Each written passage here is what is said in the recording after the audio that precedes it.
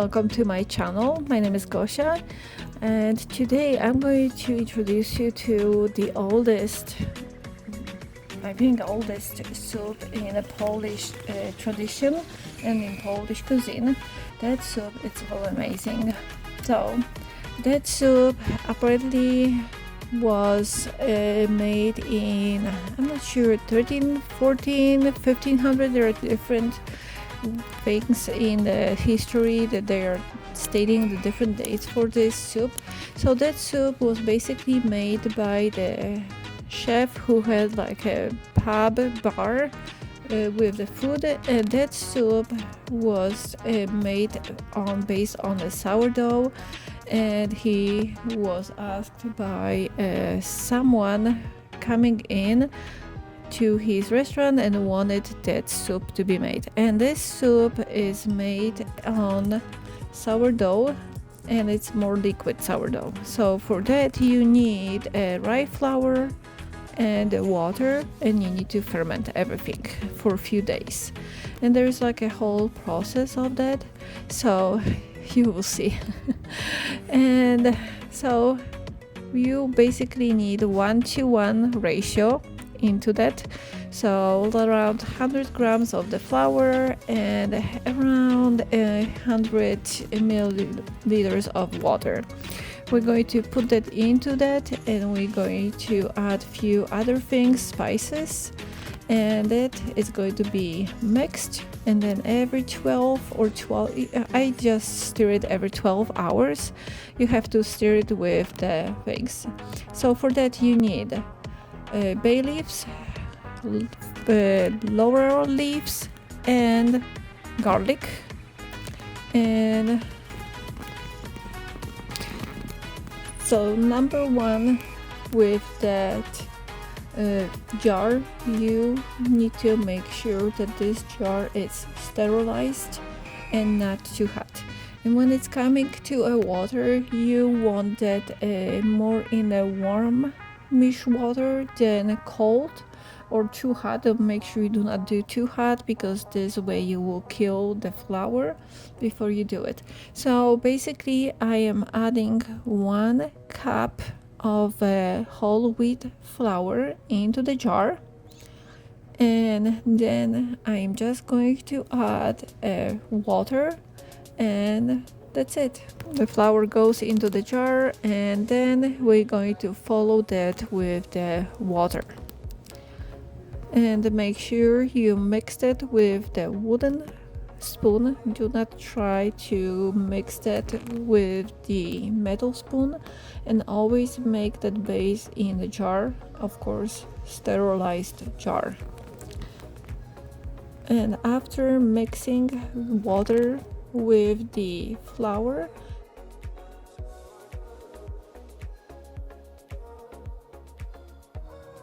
alright, mix it very well, everything. And yeah, I'm adding a little bit more of the water, because I could see that the consistency is not as I wanted. I don't want that to have it too thick. It needs to be watery.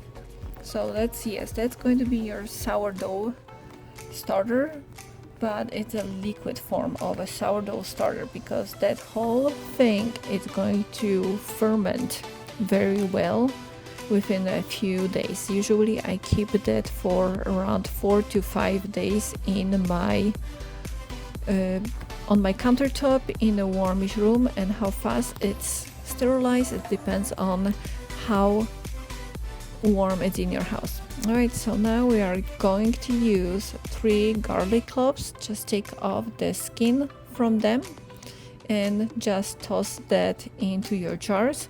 So garlic is not only for a taste, but also it prevents the bacterial growth in your sourdough base.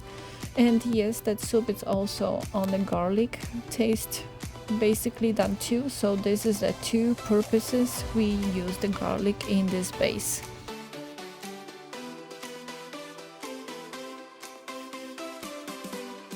Alright, so now we are going to need 3 bay leaf. Now we're going to need 3 bay leaves. And I usually like to use like 3 medium ones, and let's drop them in the soup, in the base. Let's drop them in the base. Mixed everything well. And now we're going to need allspice, and we are going to need 3 of them. And I usually like to use like also like 3 medium ones. They all give you an amazing taste and flavor into that soup and to the base.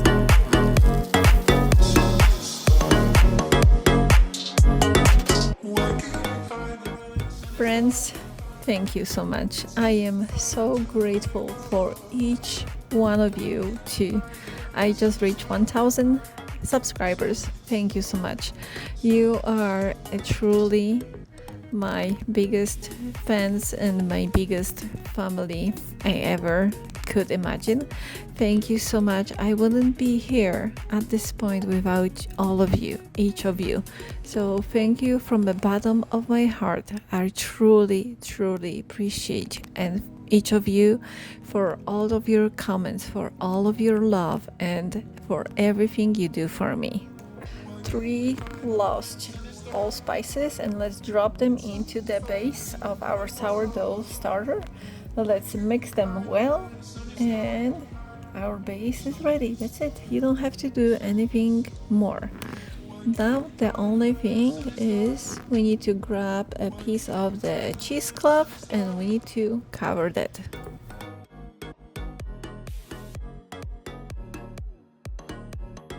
And every 12 hours we are going to be mixing this with the wooden spoon, and this way it's going to start fermenting. Why I'm covering it with a cheesecloth? It's because, you know, anything can fly, and especially all the flies are attracted to a fermenting taste of whatever you have in the house. So always cover it with a cheesecloth. And I do not like to cover it with the cover because fermentation produces gases, and you want that to have the access to air, because then the fermentation goes even better.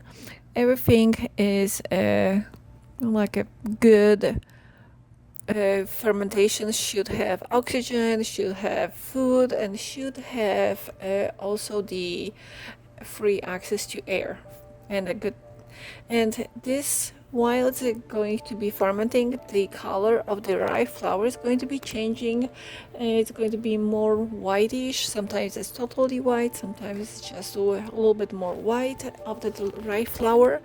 And first you're going to see basically a little bit bubblish and nothing else. You shouldn't see any mold, any bad stuff. If you do see any mold, toss it and start the process again.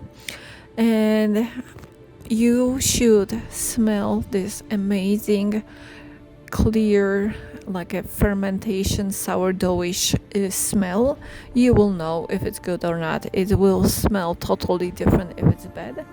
And if it smells bad, if it looks weird for you with a mold on it or anything, trust me, start the process again and do it everything again. Probably somewhere in during the process something was not clean that you used for.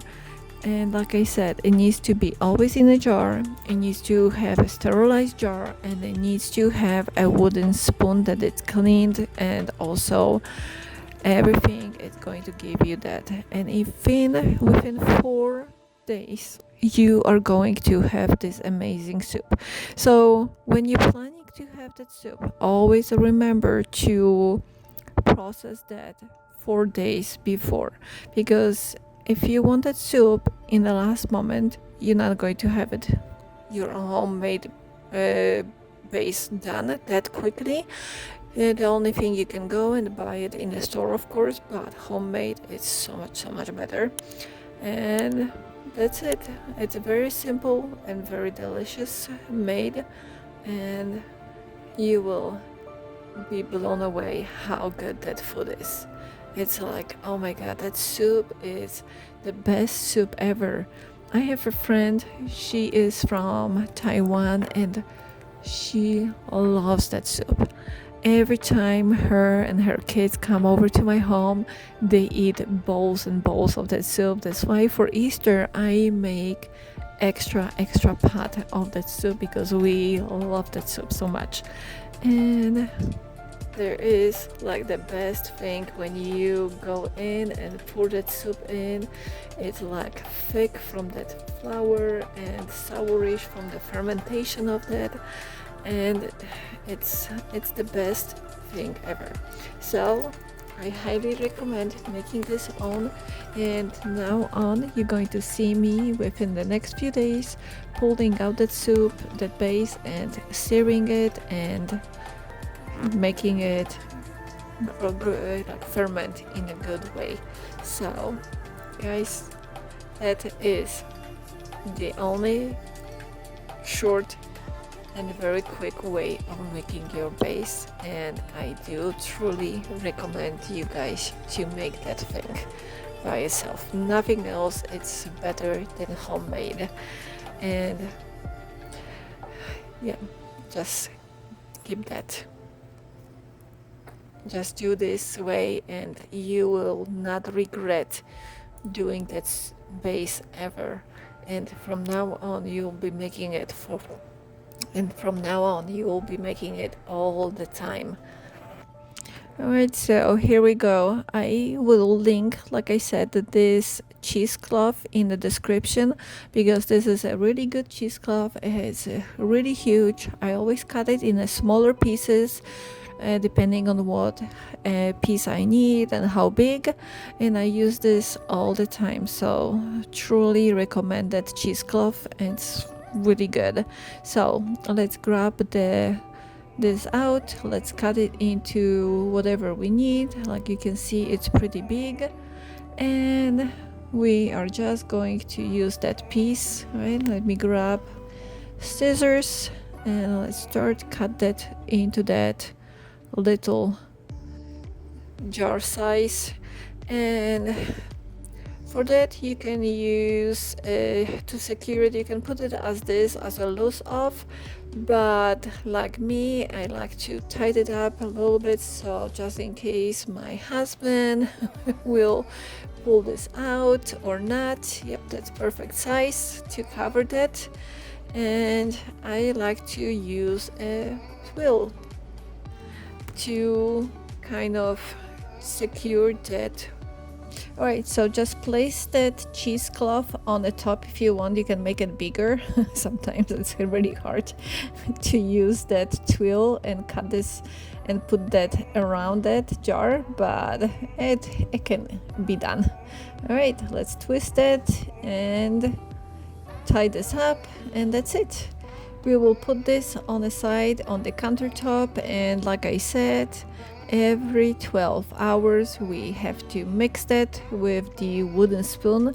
Do not ever use a metal spoon on this sourdough starter for that soup.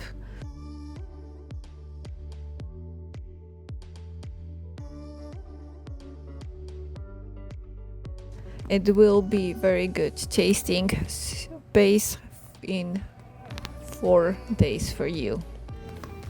Alrighty guys, I will see you next day, and then the next day and next day. Okay, see ya. So this is the next day, and OMG, it's warm in the house, so it started to ferment. I think I need a bigger jar. Look at that. It's like almost like a volcano came out. So I'm just going to mix it very gently. I don't want to lose any of the drops from that. You can see it's like really fermenting. It's like almost exploding out of this jar. Whoops, that foam is coming out. Okay, let's save. So yeah, for sure I'm changing the jar for a bigger one, but like I said, every 12 hours mix it. So what do you do if you are not exactly 12 hours? Yeah, it doesn't have to be exactly 12 hours. It needs to be on the morning and on the evening mixed. I do not pay attention if it's exactly 12 hours because you do not have time for that, to do that. And of course my tool tape got quite twisted around, so never mind, I can fix that in a different way. So it has to be only every 12, has to be done at least on the morning and on the evening. It doesn't have to be done exactly to the dot on the 12 hours, just around that time. And while I was smelling it, I always smell it every day just to check if that is fermenting in a good way. Alrighty guys, I will see you tomorrow. I'm going to place that before I change the jar and make sure I want to change the jar. I'm going to put this in a bigger. This is the next day. Yes, I've changed the jar for the bigger one. So this is how it looks inside that jar. It's very nicely. So on the first day you're going to have these big bubbles, yes, and then the next day it's kind of going to be like, why I don't see anything. Don't worry, everything is fine. You just have to mix it, put that cheesecloth back, tie it up, and leave it again on the side. So a lot of people is like, I don't want to do my home base because it's too much of a work. No, it's not. You just have to mix everything, and then for the next 4 days, just mix it, leave it alone. There is not too much to do at that moment. All right, 4 days later, let me put my apron and let's see our amazing base. Like I'm not sure if you guys can see it, that this flour got a little bit more whitish, and it is a perfect looking base for the soup. I love to make my own base, and it's truly amazing. Yep. And I had to change the jar, like I said it before, because it was almost exploding. And this soup is just the best ever. So basically, when you see that base, you want to make sure that everything is clear, no mold after those 4 days, and the smell, it's the perfect smell of the sourish. And let me tell you about that soup a little bit. So that soup was made in like 14, 15, 1300, I'm not sure really. There are different kinds of stories about that soup and years put it in a history of Poland, but the only one thing I can tell you, that is the oldest soup ever made in Poland, and this is the oldest soup that is in the Polish culinary books.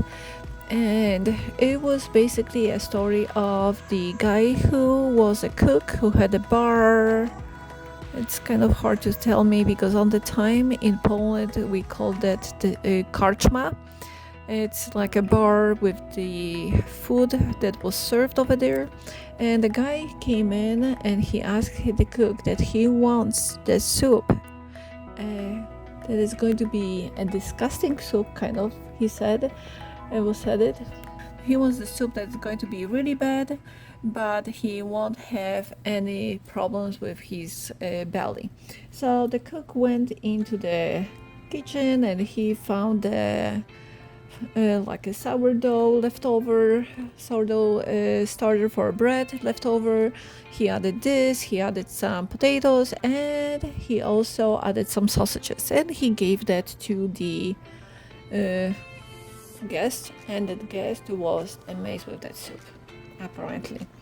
Another story is that this soup was made because of older lady. She had a leftover from the sourdough base for the bread, and she didn't have anything else, so she just figured out that she's going to add that into the water, cook that in the stove, and she's just going to go and pick up some stuff in the field like potatoes to add to that soup.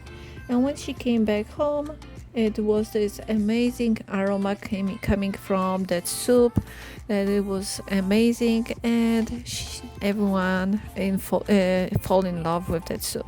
So different stories, the same basically story for the soup, how it became a Polish soup, and it's famous for everything. So let me know in the comment if you ever had that soup or maybe heard about that soup.